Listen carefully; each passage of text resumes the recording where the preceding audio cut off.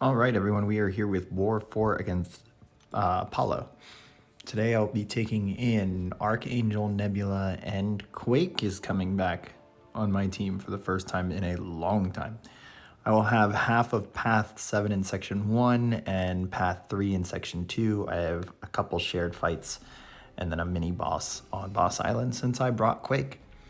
So just moving to the path here, probably could have quaked this Juggernaut, but better to just not risk it since we had a Doom going to it anyways. So the fight I'm actually taking on Path 7 here is Kingpin on Vivified with Brute Force.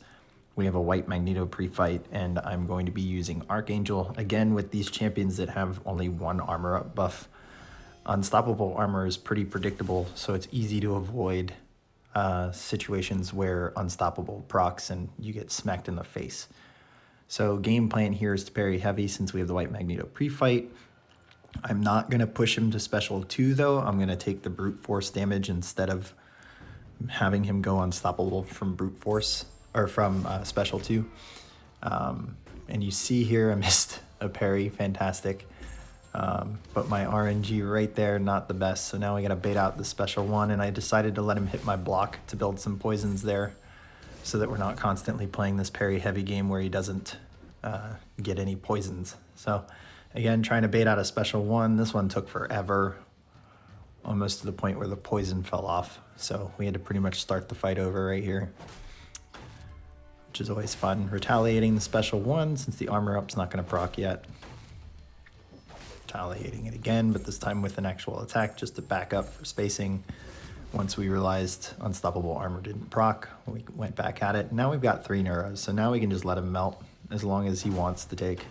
With this Special 1, he's just going to end up going KO. So down he goes. Pretty easy, pretty straightforward fight.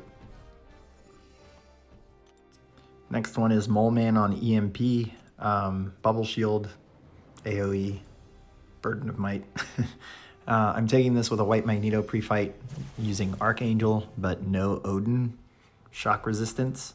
So the hope here obviously is to get up enough neuros that you turn off EMP and even Bubble Shield, and you just melt Moleman down. And the White Magneto pre-fight's just a precaution, but also bonus attack rating. So here, just keep being very mindful of how many parries or blocked hits we've done. So we're at 3. And I mean, it's your usual Archangel fight. Parry heavy the whole time. We're at 5. He went Unstoppable, so I'm going to back off a little bit. Back to the parry heavy game. Finally got a neuro. You're going to get a bunch here. And this should give us a little bit of a safety net for everything going on with this node in this fight. Bait out the Special 2. Go ahead and retaliate with a combo.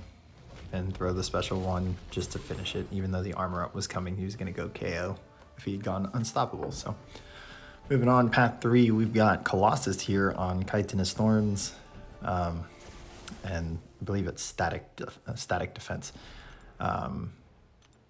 So nothing to worry. Oh, cutting wires, not static defense. Nothing to worry about. This is just the Nebula cheese. So parry, 3 hits, parry. Missing a few parries. 3 hits, parry. 3 hits. And we're just building shock charges with the combo since he has so many armor ups. And for every shock, we get 5 shock charges. So it's really easy to get to 20 in a couple hits and then just place them back down. And then I'm going to speed this up. Quake fights are usually boring. The 2 that I've got are Quake and Shake. We thought about brute forcing this down with Man-Thing and testing the survivability of Man-Thing against this, but since Quake isn't banned, we went ahead and Quaked it. So it's just a straightforward Quake and Shake fight. Luckily for me, the only time I actually drop my heavy from an input from just like the gameplay is if he ends up going like that into concussion from the aftershock. And luckily double concussions there when that happens. So as long as he comes back at us, we can trigger a dexterity buff without triggering buffet. So does kind of worry me a little bit that a couple armor ups got through in case he decides to stun reflect, but ended up not being an issue here. This felt really weird. Definitely practice fought a lot before this. Yeah, I can say that I'm somewhat happy I didn't or haven't been doing this all season or for many seasons.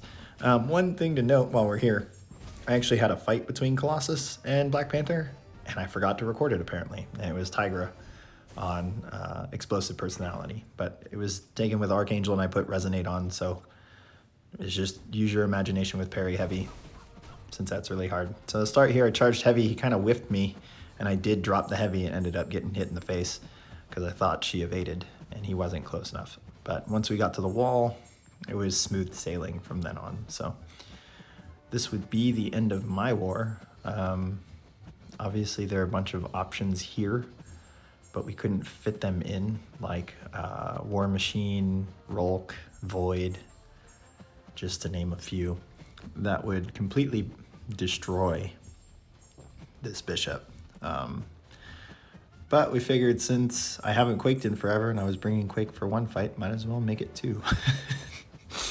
I'm just happy got away with the solos. So, and the start of this fight are the only hits that I took. So, yeah, pretty low-key war. Been a few low-key wars for me. I think this was only 6 fights as opposed to my last 3, which were 5 each. So I feel like I'm a niche player at the moment, just kind of, or a specialized player, just kind of fill in the gaps for things with my roster.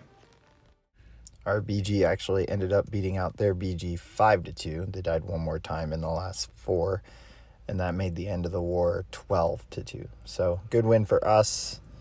Nice to see our deaths drop down this war. Getting ready for War 5. Hope you guys enjoyed the video. Hit subscribe, like, and share, and I will see you guys at the next one.